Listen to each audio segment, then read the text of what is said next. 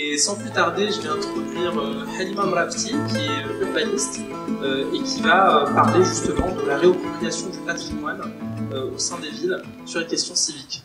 Merci beaucoup.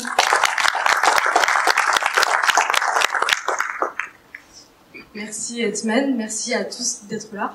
Donc, je vais peut-être commencer par faire le lien entre nos deux présentations. Edman, il a parlé d'un sujet qui est à la jonction entre les problématiques des data, des données, et les problématiques d'engagement civique. Et donc ça donne cette thématique de civic tech. Et ces deux domaines sont très intéressants pour ma spécialité, donc qui est l'urbanisme, donc avec ce terrain de jeu que sont les villes. Tout d'abord, les data, on les voit de plus en plus dans la ville.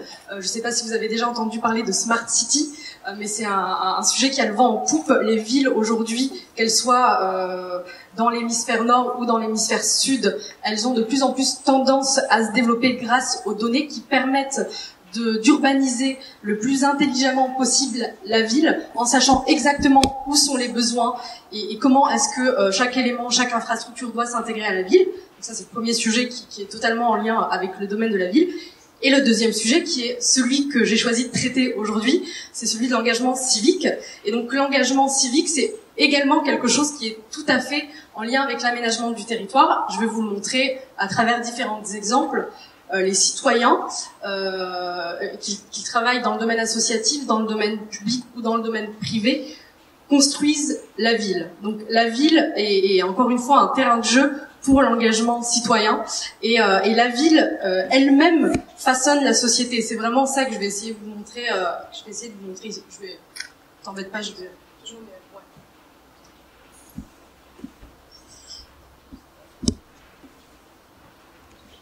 Oui, c'est parfait. Donc voilà, comme je vous le disais, la ville et la société finalement, elles ont évolué à travers les temps de manière assez homogène, puisque l'une façonne l'autre. Tara a rappelé tout à l'heure que l'urbanisation sans industrialisation est quelque chose qui est propre à notre génération, et ça c'est tout à fait vrai. Et donc on a vu ces dernières décennies que le déclin de certaines industries ou le déclin de certains domaines économiques a provoqué la fermeture de certains sites. Donc quelle est la conséquence pour la ville? Ce sont des friches urbaines, et c'est un patrimoine que constituent justement ces éléments bâtis, ces immeubles qui doivent être soit détruits, soit valorisés. Donc là, on est devant une première question que doivent se poser les pouvoirs publics ou tout simplement les propriétaires de ce patrimoine. Et vraiment, quand je dis patrimoine, ça c'est un premier élément que je veux introduire dès maintenant. Je parle pas forcément des plus beaux monuments qu'ils soient, je parle pas des châteaux pour l'Europe ou des palais pour l'Afrique du Nord ou l'Afrique subsaharienne, mais je parle vraiment de patrimoine de manière la plus neutre et la plus objective. Vous allez voir que dans ma présentation, j'ai choisi exprès de parler de patrimoine industriel, donc de patrimoine pas forcément très valorisé normalement. Donc ça, c'est quelque chose qui est important. Le business model et la gouvernance du projet, que ce soit la destruction ou la valorisation de cet élément bâti, de ce patrimoine, est quelque chose de très important, et on va traiter ça dans les exemples que je vais citer. En parallèle, effet miroir, la société civile a, elle, également des aspirations qui sont en perpétuelle évolution. Donc, je ne vais pas vous parler de l'évolution de la société, vous savez tous très bien que c'est quelque chose qu'on ne peut pas arrêter et que c'est quelque chose qui est totalement lié, comme je viens de le dire, à la ville. Et donc les lieux, ces patrimoines qui sont existants, qui vont être détruits, qui vont être valorisés, sont là aussi pour contribuer à l'identité locale de la ville, du quartier, et donc ce patrimoine, il va donner à la société civile finalement un espace d'expression. Et vous allez voir que l'expression, elle peut être extrêmement forte, elle peut complètement chambouler l'image d'un quartier, chambouler l'image de la ville et donner aux habitants des armes pour s'exprimer face à des enjeux tout à fait divers. Il y a également voilà, la question de l'identité, la question du totem, et puis il y a la question de la vie. Certains quartiers, certaines villes sont au départ d'une industrie, vont mourir, vont devenir des cités dortoirs où il va y avoir que des logements, où il va pas y avoir de mobilité, pas de bus qui passent, etc. Parce que finalement il n'y a pas quelque chose d'assez valorisant pour que les pouvoirs publics se disent tiens, je vais mettre des infrastructures là, je vais mettre des investissements là, et donc redonner vie à des lieux ou à des friches. Ça permet de valoriser un quartier et donc d'apporter un peu plus de lumière et de mettre à l'agenda politique également ces lieux-là. Donc voilà, j'espère que vous avez bien saisi le lien entre ville et société parce que c'est un peu l'objet principal de la discussion. Donc j'ai 4 exemples à vous donner. 2 que je vais développer un peu plus que les 2 derniers parce qu'on n'a pas beaucoup de temps. Le premier exemple est l'exemple des grands voisins. Donc les grands voisins, qu'est-ce que c'est? C'est un projet, un lieu plutôt plus qu'un projet à Paris, qui est basé sur une friche d'hôpital, l'hôpital Saint-Vincent-de-Paul, qui a été délaissé, je vais vous le montrer, et qui aujourd'hui est un quartier associatif, qui a été pris en charge par diverses associations et qui est devenu un lieu de vie incroyable dans le 14e arrondissement de Paris. Donc la fonction initiale du site, comme je vous le disais, donc c'est un hôpital, l'hôpital Saint-Vincent-de-Paul. Alors l'hôpital Saint-Vincent-de-Paul, c'est un hôpital qui a toujours été spécialisé dans les questions pédiatriques. Donc c'était un ancien hospice des enfants assistés. Il a été fondé par Saint-Vincent-de-Paul, d'où son nom, dès 1638, mais en réalité, il n'était pas dans le 14e arrondissement, il était ailleurs, et c'est en 1901 que le site va aller au 64 avenue de l'Enfer Rochereau, donc dans le 14e arrondissement, et vous voyez donc une image de site. C'est un patrimoine assez important, avec une architecture très parisienne, très début du XXe siècle, mais assez belle. Donc là, on est clairement sur une friche facilement valorisable. Cet hôpital, Saint-Vincent-de-Paul, a connu divers problèmes. Alors des problèmes sanitaires, des problèmes, des scandales de non-conformité de certains produits, etc. Il y avait également des problèmes de gestion budgétaire et une gouvernance de l'assistance publique des hôpitaux de Paris, qui gère l'ensemble des hôpitaux de Paris, qui a voulu dispatcher ici et là les différents services de l'hôpital pour faire des économies. Donc petit à petit, de 2010 à 2011, bien qu'on le savait avant, l'hôpital a perdu l'ensemble de ses services. Donc tout d'abord, il y a eu le service, les urgences pédiatriques, qui en 2010 ont définitivement été fermées et ont été à l'hôpital Cochin. Ensuite, en 2011, c'est la nouvelle maternité de Port-Royal qui a ouverte, et donc la maternité de l'hôpital Saint-Vincent-de-Paul, qui était juste à côté, a fermé. Donc petit à petit, on a fermé l'ensemble des services, et l'hôpital s'est vidé, et c'est devenu un lieu vide au cœur d'un quartier assez vivant. Et vu le nombre d'hectares, autant vous dire que ça ne passe pas inaperçu, même si le lieu est fermé. Donc, et vu également le prix du foncier et de l'immobilier à Paris, il y a une énorme perte pour les hôpitaux de Paris, pour la mairie de Paris, et bien sûr, c'est un appât pour les agents immobiliers de toutes sortes qui voudraient y développer assez rapidement des choses. Donc la volonté de la ville de Paris, bien sûr avec les hôpitaux de Paris qui sont propriétaires du site, ont été dès le début de réaménager l'ensemble du site pour y bâtir un nouvel éco-quartier, donc un quartier développement durable avec des systèmes d'assainissement de l'eau, de déchets, etc. assez écologiques. Je ne sais pas si vous connaissez le concept, mais voilà, quelque chose d'assez moderne. Sauf que ce type de quartier, ça prend beaucoup de temps à être développé. Donc le lieu, il est vraiment resté vide très longtemps, et le lieu c'est 3,2 hectares, donc c'est pas rien, comme je vous le disais. Donc à partir de 2010, les associations ont commencé à s'intéresser au lieu. La première a été l'association Aurore, qui est une association spécialisée dans l'hébergement d'urgence et qui a ouvert dans un des bâtiments de l'hôpital un centre d'hébergement d'urgence. Donc là, ça a été la première utilisation de ces bâtiments vides. Ensuite, la mairie de Paris et les hôpitaux de Paris ont remarqué que cette opération fut un grand succès, que les habitants d'ailleurs se sont parfaitement intégrés dans le tissu urbain du 14e arrondissement, qui est un tissu plutôt familial, plutôt catégorie supérieure aisée, donc on n'est pas dans un quartier populaire pour ceux qui connaissent d'Enfer Rochereau. Mais ce fut un sacré succès malgré tout. Donc ils ont accepté que l'association avec l'aide d'autres associations, prennent en charge les autres bâtiments de manière éphémère, le temps que le projet de quartier, qui est assez long, se mette en place. Donc, de nouveaux projets se sont lancés assez rapidement, et on a connu une reconversion de cet ancien hôpital grâce à Aurore, donc, mais également une association d'urbanistes, de designers et d'architectes qui s'appelle Plateau Urbain, et une autre association qui s'appelle Yes We Camp, qui est une association dans le domaine du collaboratif, dans le domaine également de la data. Je pense que Haussmann doit la connaître, et toutes ces personnes-là, toutes ces associations-là, et donc toute cette intelligence collective ont réfléchi à comment développer cette friche, comment réutiliser des locaux qui sont à la base très spécialisés. On parle d'un hôpital, donc on parle de salles chirurgicales, on parle de maternité, on parle de salles de radio, comment les rendre accessibles au public et comment valoriser cet endroit et créer un quartier au cœur du quartier. Donc cette opération a été également un grand succès. Les grands voisins ont été lancés. Alors les grands voisins, c'est avant tout une opération marketing qui rassemble l'ensemble des associations qui ont été présentes pour leur donner un peu plus de voix, un peu plus de visibilité. Et les grands voisins, pourquoi? Parce que ces associations qui ont chacun un but, certaines sont autour donc de l'hébergement, d'autres sont autour de l'accueil de start-up, d'autres autour donnent des ateliers à des artistes. Chacune se sont rassemblées, ont essayé chacune d'apporter quelque chose au lieu et ont créé cet espace totalement vivant qui s'appelle les grands voisins. Et donc voilà cette petite citation.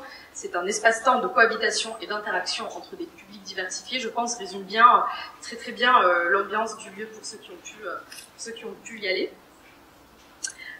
Et l'objectif, c'est également de mixer les populations au sein de ce quartier, parce que puisqu'il y a différents domaines d'activité, puisqu'il y a différents usages de ce lieu, de cette friche, forcément, il y a différentes populations, différentes personnes qui sont amenées à venir visiter le lieu, à venir passer du temps là-dedans. Donc on est vraiment dans la thématique également de la mixité sociale, du vivre ensemble, et ça c'est ce qui fait aussi la force du projet. Et voilà, c'est un projet solidaire d'envergure culturelle et urbaine. Ça rassemble bien, je pense, l'objet du lieu. Alors cette carte, elle est intéressante. On voit en bleu tout ce qui est dédié au résidentiel, donc à l'hébergement, notamment avec l'association Aurore. Il y a également une médiathèque donc qui est ouverte à tout le public parisien, avec des livres, mais également tout un tas d'objets autour de l'information, de la cinématographie, des médias, etc. Et puis des espaces beaucoup plus publics, donc des cafés, des aires de jeu, des espaces publics qui sont, eux, totalement ouverts sur le quartier d'Enfer-Rochereau et qui attirent beaucoup de gens, bien au-delà d'ailleurs du 14e arrondissement. Donc c'est un vrai succès, encore une fois, et ça a donné un aspect punchy au 14e arrondissement qui n'avait pas du tout cette image à Paris. On n'est pas dans le 11e, on n'est pas dans un endroit un peu plus bobo, mais là ça a été vraiment un succès pour le 14e qui a su redorer son blason, apporter une petite touche jeunes, moderne, etc. Donc c'était je pense une conséquence positive inattendue pour la mairie du 14e arrondissement, et ça leur a permis de ne pas laisser cette friche vide au milieu de ce quartier très résidentiel, parce que qui dit friche vide dit squat, et donc on ne maîtrise pas les squatteurs non officiels. Donc finalement ils ont officialisé le squat avec des associations bien connues, et donc ils ont tout de suite évité certains problèmes que connaissent bien les acteurs publics parisiens, et d'ailleurs dans toutes les villes du monde. Donc dès qu'il y a un endroit vide, un peu couvert, forcément ça va attirer des populations parfois indésirables pour les pouvoirs publics. Donc ça a été quelque chose d'extrêmement intelligent. Donc, quelques photos d'ambiance, vous voyez là les espaces cafés au centre de l'hôpital, des tentes, parce qu'il y a également un campement en été, donc les gens peuvent venir camper à l'hôpital, la lingerie qui est le café. Donc voilà, ils ont vraiment conservé le bâti.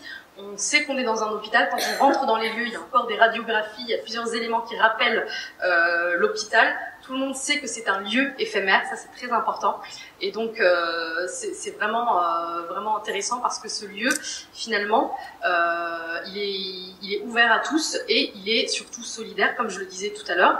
Donc là on rentre dans la question du business model, parce que l'immobilier solidaire, c'est quelque chose qui se développe de plus en plus. Il y a des personnes, comme les artistes par exemple, qui ne peuvent se payer des locaux dans l'agglomération parisienne à cause des prix. les frais de gestion de l'hôpital sont aujourd'hui estimés à 1 million d'euros par an, soit 150 € par an par mètre carré occupable. Donc c'est un prix extrêmement faible par rapport au marché parisien.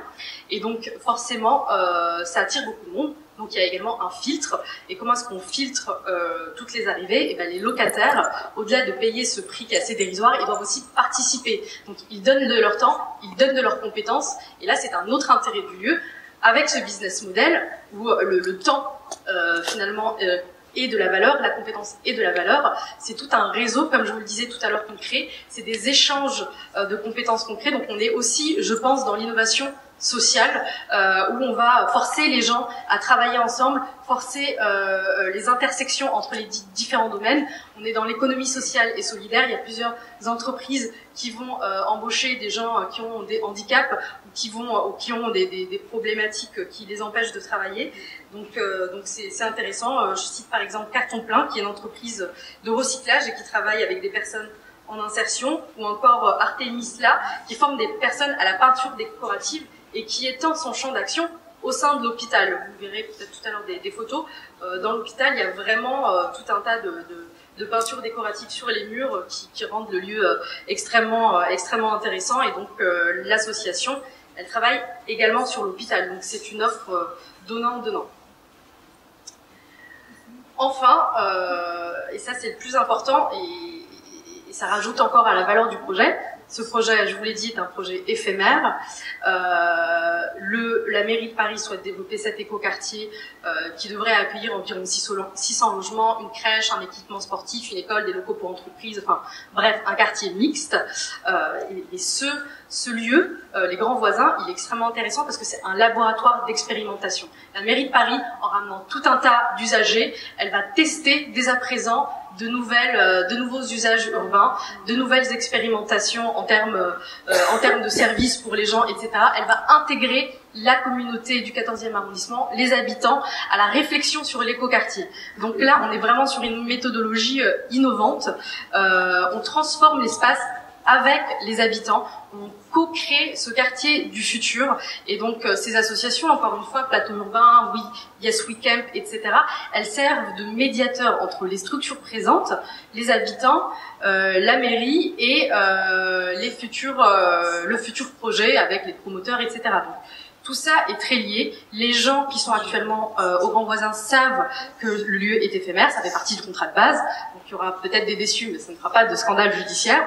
Donc c'est posé dès le début dans la convention, c'est très clair. Et donc ça c'est extrêmement positif pour la mairie de Paris qui a su, d'une part, ne pas laisser un objet de cette taille en friche au cœur d'un quartier extrêmement urbain, et d'autre part, utiliser toute l'énergie, tous les acteurs et toutes les compétences présentes sur ce lieu pour construire son projet à venir. Et donc je pense que, moi je travaille dans l'urbanisme, je sais combien coûtent les études de tout petit pour développer de nouvelles idées, pour rendre la ville attractive, etc.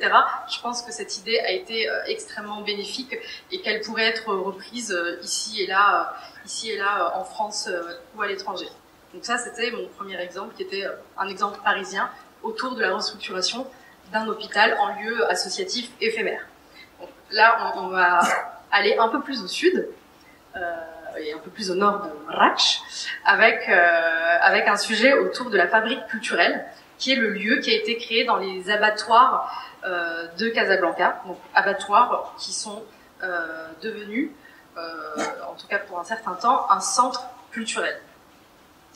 Alors là, c'est intéressant parce que bon, les abattoirs de Casablanca, ils sont, la fonction initiale, elle arrive après l'augmentation, les besoins croissants de la population au début du XXe siècle, qui a besoin finalement d'abattoirs modernes, et donc l'architecte parisien Georges-Ernest Desmarets construit ces abattoirs qui sont assez modernes, avec des frigos, avec une architecture stylistique néo-mouresque, d'avant-garde. On ne peut pas parler d'art déco parce que l'art déco n'existait pas encore, mais c'est une sorte de précurseur de l'art déco. Donc l'architecture, elle est vraiment intéressante dans ce bâtiment, même si c'est un bâtiment industriel et d'artisanat.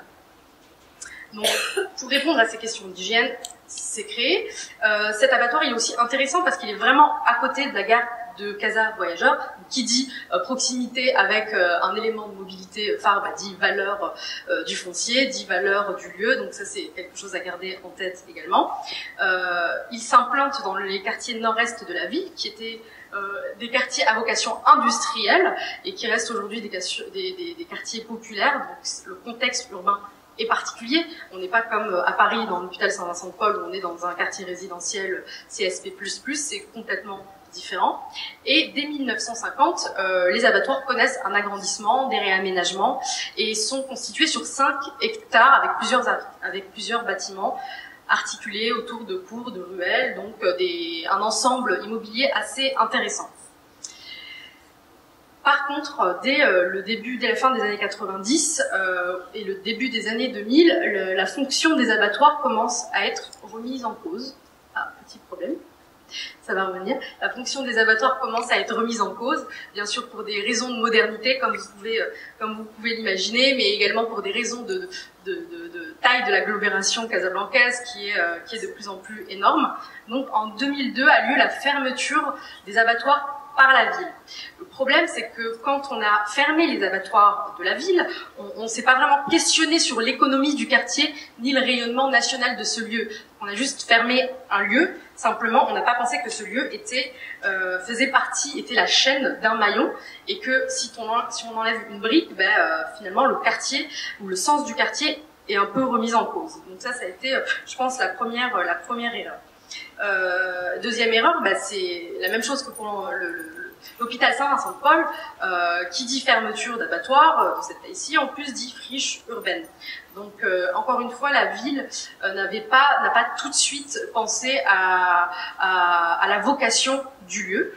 Alors ce qui a été intéressant au niveau de Casablanca, c'est comme pour Paris, c'est un collectif d'associations, cette fois dans le domaine artistique, plus que dans le domaine associatif ou humanitaire, artistique et culturel, qui s'est posé la question de ce lieu. Parce que ce lieu, il est vraiment intéressant, il a des espaces intéressants, il est extrêmement ouvert, on n'est pas dans un bâtiment avec des petites salles comme l'hôpital ou comme le sont d'autres bâtiments.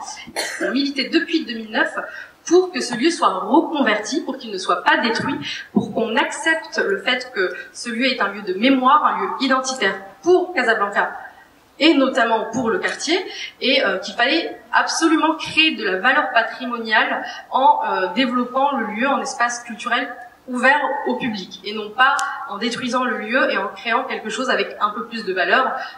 Comme je vous le disais, ce lieu est à proximité de la gare de Casa Voyageurs, donc forcément ça rameute les promoteurs immobiliers qui voient beaucoup de choses alléchantes autour de ce foncier, et qui ne voient pas vraiment cette perle, si je puis dire, que sont les abattoirs.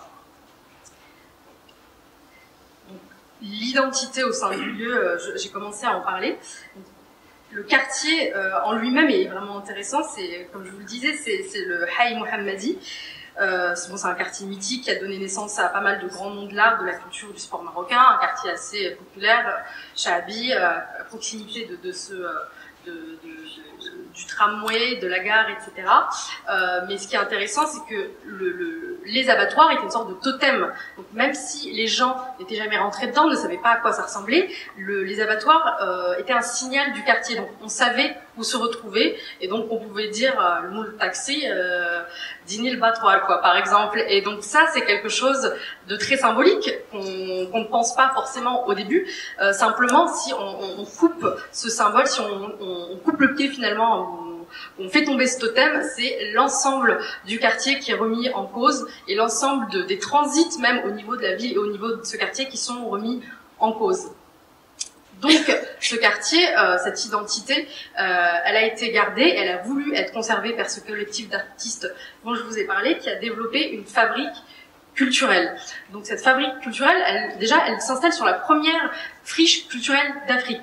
Première friche culturelle, pourquoi? Parce que c'est une des premières fois où en Afrique on s'est dit tiens, il y a un bâtiment vide, on va officialiser un lieu culturel. Et donc la culture, elle n'est pas forcément dans des lieux clinquant neufs, elle n'est pas forcément dans quelque chose qui brille avec du parquet ou avec du marbre. La culture, elle est diverse. La culture, elle n'est pas forcément dédiée simplement aux classes supérieures aisées, et la culture, elle touche toute la communauté et toute la population marocaine. Donc là, sociologiquement, c'est un symbole fort, et au niveau africain, ce fut une première, donc je pense que c'est important à marquer. Ce collectif a tout de suite également aperçu l'aspect créatif du lieu. Donc certes, vous le voyez, hein, c'est un lieu qui tombe en ruine, c'est pas un lieu parfait, c'est pas des bâtiments qui sont encore debout.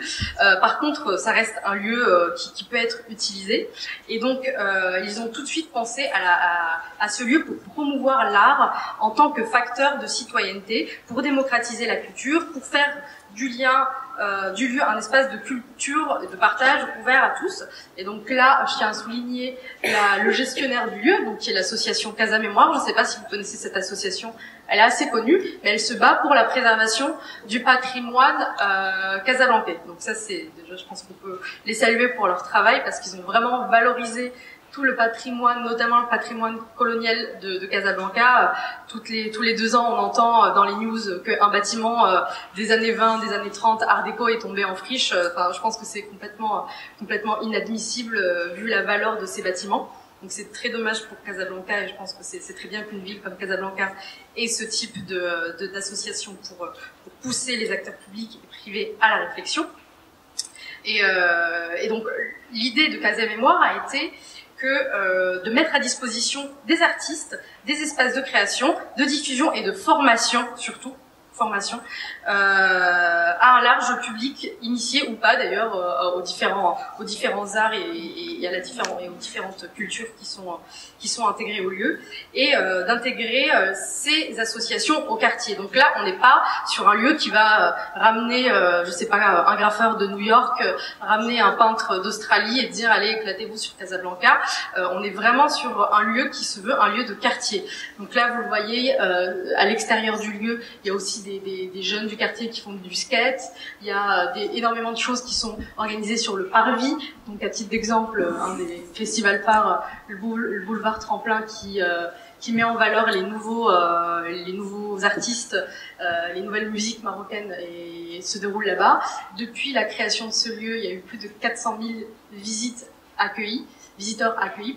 Donc c'est quand même un grand succès avec le peu de moyens que Casa Mémoire, le gestionnaire du lieu, a réussi à mettre en place. Et donc je pense encore une fois qu'on peut les saluer. Surtout, ce lieu a été extrêmement fréquenté tous les jours, qu'il y ait une programmation ou pas. Et donc ça montre que l'espace public manque finalement. Donc, on a des lieux, on a des endroits où aller, mais des fois se retrouver dehors, on n'a pas de lieu, ou alors on va squatter certaines rues et créer un sentiment d'insécurité ou autre, alors que là le lieu est clairement dédié à la culture, à la récréation, à la rencontre. Donc c'est intéressant que le public, l'associatif, isole certains lieux et les destine à ce type d'usage. Donc là, vous avez quelques images avec du théâtre de rue, donc qui s'est passé dans les abattoirs, des graffeurs, des visites, etc. Donc il y a eu une vie assez dynamique pendant quelques années. Aujourd'hui, malheureusement, l'espace il est menacé.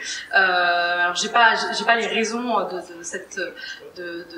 de cela, mais la mairie de Casablanca a décidé l'année dernière de reprendre la gestion des lieux. Donc ce n'est plus Casa Mémoire qui a la gestion, et malheureusement il a été vraiment remis en cause, puisque les artistes n'ont plus le droit d'intervenir sur les lieux sont fermés, même aux visiteurs, même aux photographes, et c'est l'ensemble des activités qui ont été interrompues, à l'exception de certaines activités comme la compagnie du théâtre nomade, dont je vous ai montré une photo tout à l'heure, mais qui agit plutôt à l'extérieur du lieu. Donc aujourd'hui, l'avenir du site reste assez incertain et assez menacé par d'autres projets immobiliers un peu plus rentables. Donc là, c'est vraiment un choix, je pense, cornélien pour les pouvoirs publics, parce que certes, certains projets peuvent être rentables, on peut construire des restaurants, on peut construire même des parkings payants qui peuvent être plus rentables, même si c'est pas très joli au niveau d'une ville d'avoir des parkings silos ou autres éléments urbains. Par contre, ce qui crée la valeur d'une ville, l'attractivité d'une ville, ce sont ces lieux-là, même à l'échelle internationale, quand on va dans des villes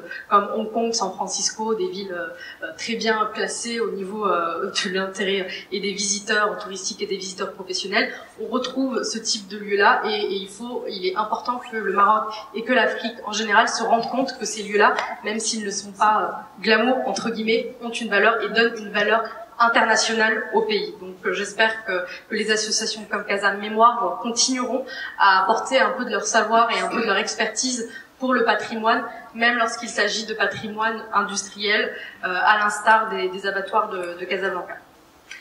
Ça, c'était mon deuxième exemple, qui est assez différent du premier, avec un contexte urbain et national forcément assez différent. Mais en tout cas, ce qui est intéressant entre les deux lieux, c'est que la société civile, les associations ont vraiment saisi le sujet, ont vraiment vu qu'il y avait un vide et géographique avec la friche et aussi de projets, avec le manque de projets ou bien un scope de plusieurs années sans projet, et se sont dit on va utiliser le lieu, même de manière éphémère, parce qu'on n'a pas besoin d'avoir un temps illimité pour créer des projets, et donc ça c'est important, la ville peut vivre également de projets éphémères. Troisième exemple, sur lequel je vais aller un peu plus vite, pas trop prolonger ma présentation. Donc c'est un exemple très neuf. Il s'agit de la station F, qui est le plus grand incubateur du monde, comme on l'a souvent entendu ces dernières semaines, qui vient d'ouvrir à Paris.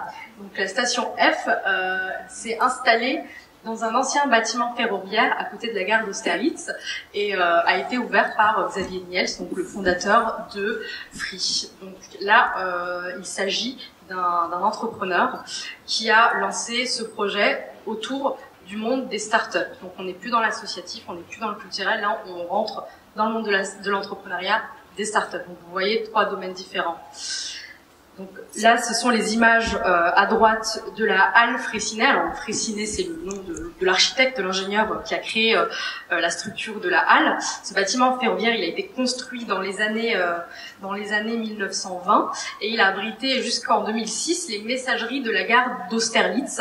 Donc c'est un très très grand bâtiment, assez bien inséré dans l'urbain à Paris et qui est forcément central et encore une fois qui a une valeur foncière assez particulière.